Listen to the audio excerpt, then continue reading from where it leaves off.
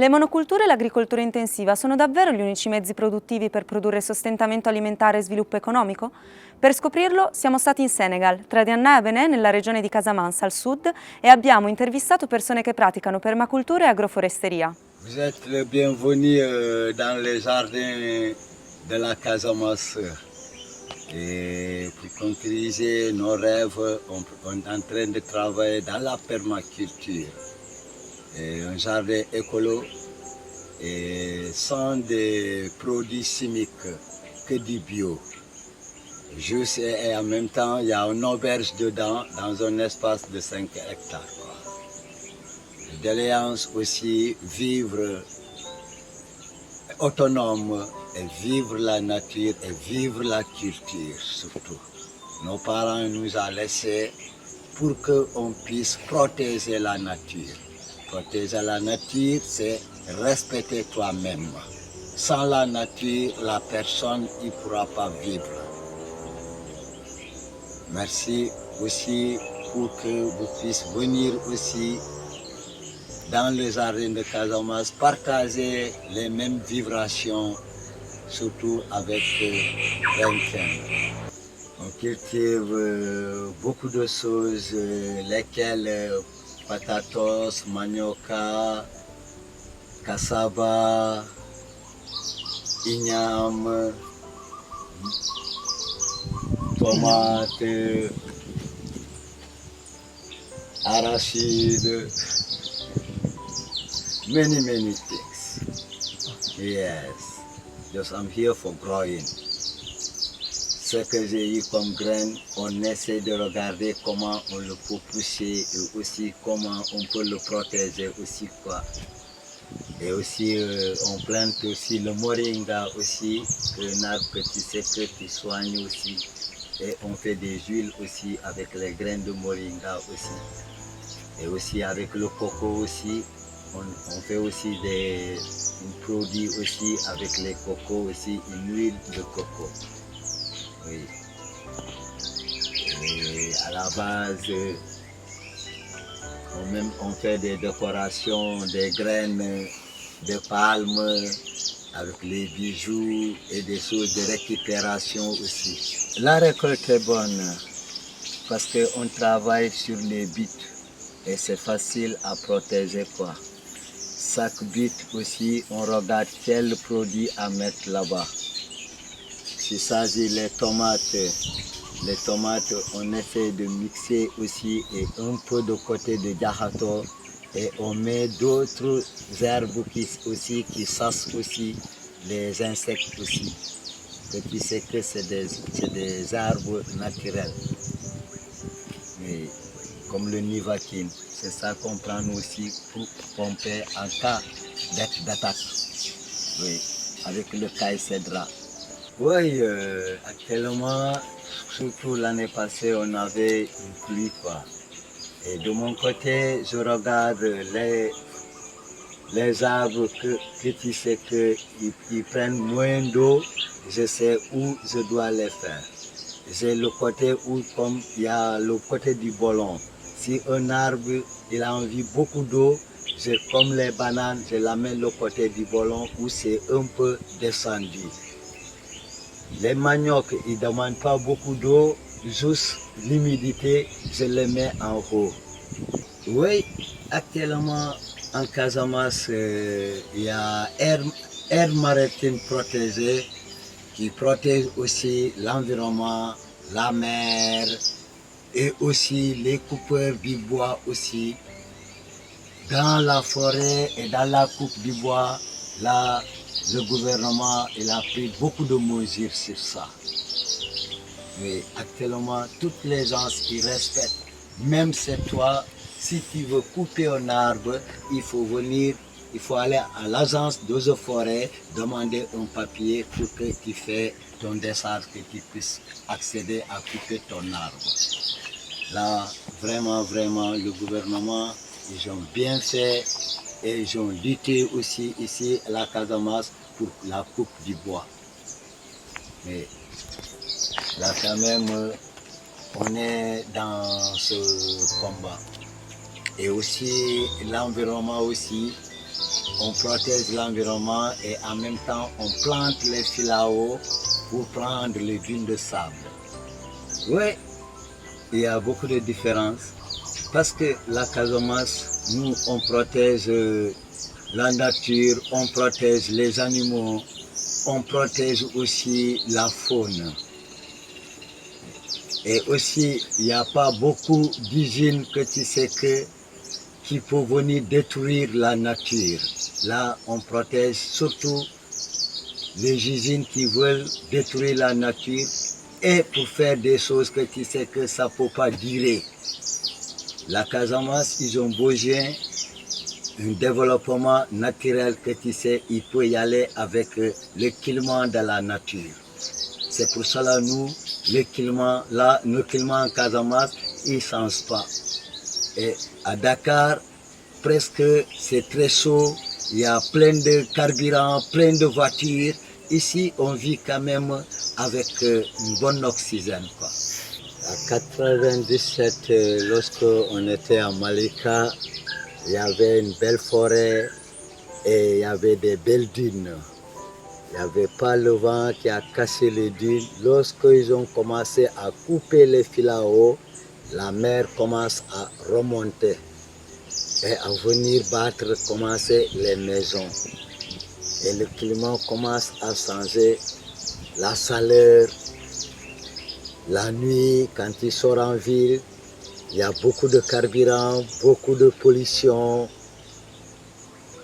Et là, ça a changé beaucoup de choses, quoi. Mais c'est surtout, c'est protéger la forêt. S'il n'y a pas de forêt, la personne ne pourra pas y vivre. Respecter la nature, c'est respecter toi-même. And you grow in what you eat. Je travaille avec le diaspora et je protège la nature. Et je suis un éco-garde et je travaille bénévolement pour le développement naturellement. Et surtout, il y a les Australiens qui ont accepté, c'est pas le côté de Niafran, et ils voulaient sortir les minéraux. Et je suis partant dans ce combat pour garder la faune, garder la terre naturelle. Et les projets qui veulent gâter la nature, on ne veut pas le voir en Casamance. La Casamance, il vit avec la récolte, la cueillette, les fruits, les mades, les guitares, les solomes. C'est pour cela que nous, on vit, on protège la nature. Et un projet qui ne peut pas y aller avec la nature, désolé, ce n'est pas en Casamance qui va venir gâter. On lutte pour protéger la nature pour la 7e génération qui vient. Nous, on a vécu le MAD. On veut que nos enfants ils puissent venir voir comment on dit ce que veut dire le MAD, le solom, le guitare et les racines naturelles. Le Casacé, il vit avec la nature. Quand il dit Boukout, c'est dans la forêt. La grande circoncision, c'est dans la forêt. Quand on dit le spirituel, c'est dans la forêt. Pour connaître, pour savoir, le savoir, c'est dans la nature. Il faut connaître cet arbre. Quand tu ne le connais pas, tu peux le tuer. Et c'est un arbre qui doit te soigner. C'est un arbre qui peut te donner une chance de vie. C'est pour cela qu'il faut transporter le savoir à les enfants, à les amis, pour qu'ils puissent connaître. Sinon, c'est une bibliothèque qui est brûlée. Moi, c'est ça mon combat. Ce que je connais, je transfère à mes amis et mes enfants pour demain, pour garder une terre saine. Dans ce cas, tu peux manger et tu peux vivre avec une bonne santé. Si la terre n'est pas saine, Là, c'est la maladie. Est-ce que vous pourriez vous présenter et présenter aussi le lieu où nous sommes et qu'est-ce que vous faites ici, s'il vous plaît? Bonjour, salam alaikum, buenos dias, good morning. Donc c'est Abdallah Diatta du Sénégal, Noémie Isabelle Diatta, mon épouse, le petit Imané aussi. Donc on est en Casamance, précisément à Kafountine Djanna. Et on est ici dans une ferme qui s'appelle Darussalam. Darussalam qui signifie demeure de la paix. Oui, en 2015, on s'est installé début 2015 sur notre terrain. Et pourquoi on s'est installé ici? C'est venu un peu parce que justement on se posait des questions sur la société de consommation, le capitalisme et on avait beaucoup d'idées mais très théoriques quoi. Et là enfin avec ce terrain on avait la possibilité de passer à l'action. Et donc on peut dire que c'est ça un peu qui nous a poussé à se dire voilà, on va mettre en pratique tout ce qu'on a réfléchi depuis plusieurs années quoi. Donc c'est un peu comme ça qu'on s'est lancé, mais sans se dire ça va être un projet de permaculture, tac tac tac. Ça s'est vraiment fait de manière naturelle et au fur et à mesure. Qu'est-ce que c'est que vous cultivez ici? C'est ça votre travail ou pas? Qu'est-ce que vous faites ici précisément? Quelles techniques vous utilisez par rapport aussi à la société de consommation qu'il y a maintenant à niveau mondial et tout ça? Voilà, donc moi j'ai fait du management, j'ai un master en management des ressources humaines. Noémie, elle est éducatrice spécialisée, elle était éducatrice spécialisée en France. Et du coup, comme elle a expliqué, avec le capitalisme, comme le monde bougeait, on s'était dit, pourquoi pas faire autre chose? Parce qu'au départ, on était dans des projets sociaux, dans des écoles, dans du reboisement, dans la sensibilisation. Ça, c'était en ville. Mais on parlait d'agroécologie, de permaculture. Et en 2012, on a voyagé ici en Casamance. Et quand on a vu que tout était vert, on s'est dit, tout ce qu'on est en train de faire en ville, je pense que c'est l'espace idéal pour le mettre en place, quoi. Donc au départ, ce n'était pas notre métier, mais on s'est forgé, formé au fur des années, jusqu'à aujourd'hui, on nous appelle pour aller fermer aussi d'autres gens, quoi. Donc ce qu'on fait, c'est de la permaculture et de l'agroforesterie. Ça paraît deux trucs différents, mais c'est la même chose. Pourquoi c'est la même chose? Parce que on parle toujours de l'arbre, la place de l'arbre au centre de l'écosystème. Pour nous, les techniques d'agroécologie, de permaculture et d'agroforesterie, c'est vraiment ce qu'on essaye de pratiquer ici. Après, c'est des domaines qui sont quand même très vastes, ce qui fait qu'on est toujours en train d'apprendre en fait. Même jusqu'à présent, les formations qu'on fait, quand on fait des formations avec des cultivateurs, on apprend aussi beaucoup à chaque fois. La permaculture, c'est le fait d'observer son terrain et d'interagir avec, donc de créer des zones qui sont interconnectées entre elles et qui permettent aussi d'avoir une vision claire du travail dans le temps et l'espace. Nous, ça nous a beaucoup aidé ici dès qu'on a créé un peu ces zones parce que du coup, on se disait tiens, cette semaine, on travaille surtout la zone maraîchère. La semaine prochaine, surtout la zone, le lieu de vie, etc. Et donc, c'est comme ça qu'on a pu vraiment avancer sans trop se décourager aussi parce qu'un hectare, c'est quand même grand. Au début, il n'y avait pas de clôture. Mais la chance qu'on a eue ici, c'est que c'est un lieu de vie ouvert. Donc, on a toujours eu des amis qui sont venus nous aider. Parfois des gens de Dakar, des citadins qui venaient un peu au vert, ou des gens d'Europe. Mais il y a toujours eu du passage ici. Et c'est ça notre souhait aussi. C'est vraiment que ce soit un lieu qui est ouvert, quoi. Non, je fais de l'agroforesterie. Je pense qu'on parle tous de la même chose parce qu'on peut faire de l'agroécologie sans semer des graines. C'est-à-dire qu'on peut faire de l'élevage bio, on peut faire de l'apiculture, on peut faire de la pisciculture. Mais tout dans un cadre qui respecte la nature. Donc l'agroécologie, c'est tous ces systèmes alternatifs qui font face au système capitalisme et qui sont la seule solution au jour d'aujourd'hui pour sauver cette planète. Quoi qu'on puisse dire, l'agroécologie est la seule solution qui peut sauver ce monde. Puis en réalité, pardon, je te coupe, mais en réalité, c'est ça qui nourrit vraiment les gens. Pour prendre l'exemple de la Casamance, qui est vraiment une région où les gens cultivent et se nourrissent de leur culture, c'est vraiment les circuits courts qui nourrissent les gens. Bien sûr que notre sucre vient du Brésil, notre huile vient de Malaisie ou je ne sais où, mais les produits qui sont consommés comme le riz ou les fruits, les légumes, tout ça est cultivé ici, quoi. Donc c'est vraiment pour nous, en tout cas dans cette région, c'est ça de fait, traditionnellement, qui fait vivre les gens en fait. Donc c'est comment ne pas permettre à la mondialisation de trop s'immiscer ou comment on lui laisse une place qui va pas déstabiliser toutes ces organisations humaines, quoi. Parce que l'agriculture conventionnelle, elle a dissocié l'élevage de la culture. Du coup, d'où l'utilisation des pesticides. Alors que la permaculture, tu fais de l'élevage, tu fais de l'agriculture, tu fais de l'apiculture, tu diversifies plein de choses et sans utiliser d'intrants chimiques ni autre chose. Du coup, donc ça te permet, n'est-ce pas, de nourrir déjà le sol, qui va nourrir la plante, contrairement à l'agriculture conventionnelle, qui s'en fout du sol, mais qui veut juste avoir la plante. Ouais.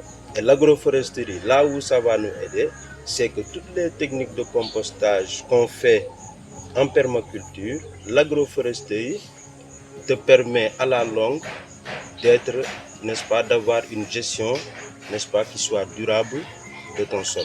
Qu'est-ce que je veux dire? C'est-à-dire, il y a des arbres qui sont des fertilitaires, il y a des arbres qui fixent l'azote, il y a des arbres qui ont de la potasse. Donc tous ces arbres-là intégrés dans ta culture fait que à la longue, tu as un sol qui est fertile, qui est humifère. Et du coup, c'est pourquoi nous, les techniques d'agroforesterie et de permaculture, on les mixe dans nos formations pour dire que ce n'est pas seulement de cultiver, de faire des rotations et des associations, mais intégrer aussi l'arbre qui vient amener son apport par rapport au développement du sol. Et surtout pour la biodiversité, quoi. L'agroforesterie, nous, c'est un peu notre coup de cœur parce que ça apporte vraiment beaucoup de choses. Et même ici où les gens, quand ils font du maraîchage, ont tendance à couper tous les arbres du terrain, à brûler et ensuite à cultiver, en fait, on se rend compte que plus on met d'arbres, parce que les arbres, il y en a qui sont très denses, mais d'autres où on peut très bien cultiver entre, ben plus on va réussir à avoir vraiment un terrain qui est autonome. C'est ça qui nous intéresse. Au final, dans tout ça, c'est de moins fatiguer la nature, mais de moins fatiguer l'humain aussi, quoi. Et donc, c'est vraiment la dimension de recréer un écosystème. Donc, ça passe par une diversité. Ça ne veut pas dire que nous, on est des spécialistes de l'élevage, de l'apiculture, de tout ça. Par contre, on est amateurs, on a quelques poules, on a quelques canards, on a des ruches. Et entre tout ça, on essaye juste que notre terrain, il trouve un équilibre comme ça pour être le plus nourricier possible. Voilà, parce que c'est ça l'objectif final, c'est l'autosuffisance alimentaire. Et bien sûr que le surplus, on le transforme et on le partage. Qu'est-ce que vous cultivez ici? Ok, on fait de la plantation, on fait du maraîchage, on fait de la foresterie. Qu'est-ce que ça veut dire? Parce que permaculture, c'est culture permanente. On a 12 mois dans l'année. Ici au Sénégal, on a 3 mois de pluie, plus 9 mois d'été où il n'y a pas de pluie. Mais on peut observer les 4 saisons, été, hiver et tout ça, quoi. Donc les 3 mois de pluie, les gens ici en Casamance, ils ont tendance à faire des céréales, c'est-à-dire arachide, maïs, manioc, bissap, gombo, toutes ces choses-là. Donc comme il y a excessivement de pluie, les gens ils cultivent. Après hivernage, les gens ils font du maraîchage, tomates, légumes, tous ces légumes-là, quoi. Et en parallèle, ils font aussi de la plantation, papaye, banane, avocat et diverses choses, quoi. Le maraîchage qu'on fait pour l'instant, c'est surtout pour notre consommation personnelle. S'il y a du surplus, on le vend. Après, les fruitiers, ce qui nous intéresse, c'est pour les transformations. Donc voilà, même les feuilles, on fait du moringa aussi, on fait sécher, on vend. Donc voilà, hein, on essaye vraiment de diversifier au maximum. Après, on fera un tour, mais dans chaque zone, il y a toujours des arbres fruitiers, des arbres fertilitaires, des arbres médicinaux, et ensuite on essaie d'harmoniser un peu comme ça. Que vous avez commencé à vivre ici, à cultiver ici, est-ce que vous avez remarqué que par rapport au climat, par exemple les pluies ou le réchauffement climatique, quelque chose a changé ou pas dans ces dernières 110 années? Bah, ce qui me vient en tête, c'est surtout l'avancée de la mer, puisque la mer, vous la voyez de l'autre côté de Diana, mais aussi à Abéné. Là, nous, on l'a vu, vraiment, entre le moment où on est arrivé et maintenant que la mer a avancé. Je pense que tous les habitants d'ici l'ont constaté. Après, par rapport aux pluies... Déforestation, on a observé aussi de la déforestation. On a observé aussi une pluviométrie qui est instable,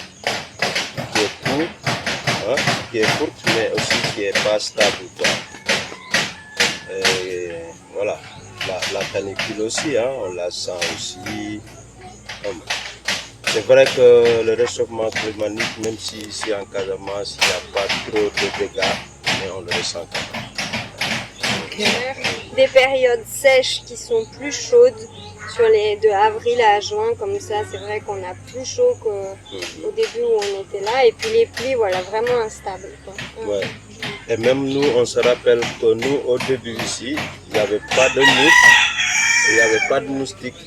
Mais depuis que l'État du Sénégal il a vendu le port de pêche aux Chinois et qu'ils commencent à exploiter leur farine de poisson, il y a plein de mouches et puis il y a des moustiques aussi qui commencent à débarquer.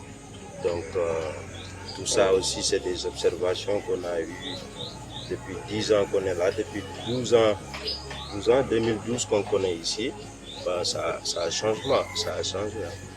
Et puis quand on se renseigne surtout auprès des anciens, quoi, on avait une grand-mère là dans le village, on discutait avec elle de tout ça, elle dit mais à l'époque, bien sûr on dit toujours le temps d'avant, mais la saison des pluies durait de juin, juillet, août, septembre, octobre, 5 mois de pluie. Donc vous voyez comme ces vers-là, on n'a que 3 mois de pluie, donc imagine quand il y en avait 5, c'est encore... Est-ce que vous pensez que la permaculture peut être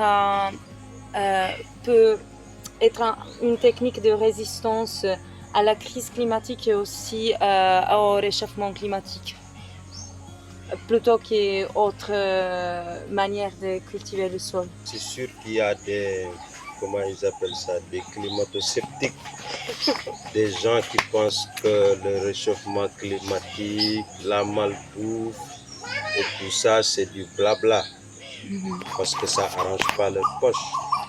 Mais la nature, elle est là, elle est visible, elle a été là avant nous, elle sera là après nous, qui est la solution au jour d'aujourd'hui, n'est-ce pas, l'agriculture familiale, la préservation de la nature, le partage équitable, tu vois.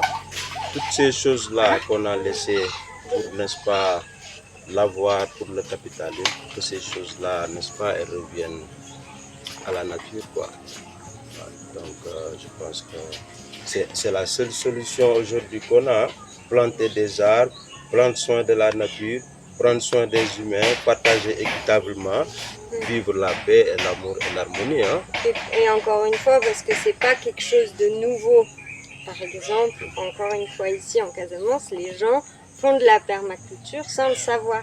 Traditionnellement, les systèmes d'organisation du travail, leur mode de réflexion pour que les greniers de riz soient toujours en mouvement, etc., c'est de la permaculture. Là, c'est juste que maintenant, on parle d'un nouveau concept qui est un peu à la mode et tout, et c'est super parce qu'au moins, ça permet à certains d'en prendre conscience, mais au final, c'est pas quelque chose qui est trop nouveau. Alors, est-ce que ça va permettre de ralentir le changement climatique? Si en face, les gens continuent de vivre de la même manière, peut-être pas. Mais en tout cas, au moins, les gens qui le pratiquent ont une meilleure qualité de vie. Déjà, ça, c'est gagné, quoi. C'est-à-dire que rien que d'être dans la nature, en rapport avec la nature et de vivre de cette manière-là, c'est un bénéfice pour soi et pour les gens qui entourent. Donc après... et nous-mêmes, on l'a observé ici au début quand on était là et jusqu'à présent, même s'il fait chaud à l'extérieur, les gens qui viennent ici, ils ne sentent pas la chaleur, tellement qu'il y a un biotope qui fait qu'il y a un microclimat qui se crée à cet endroit.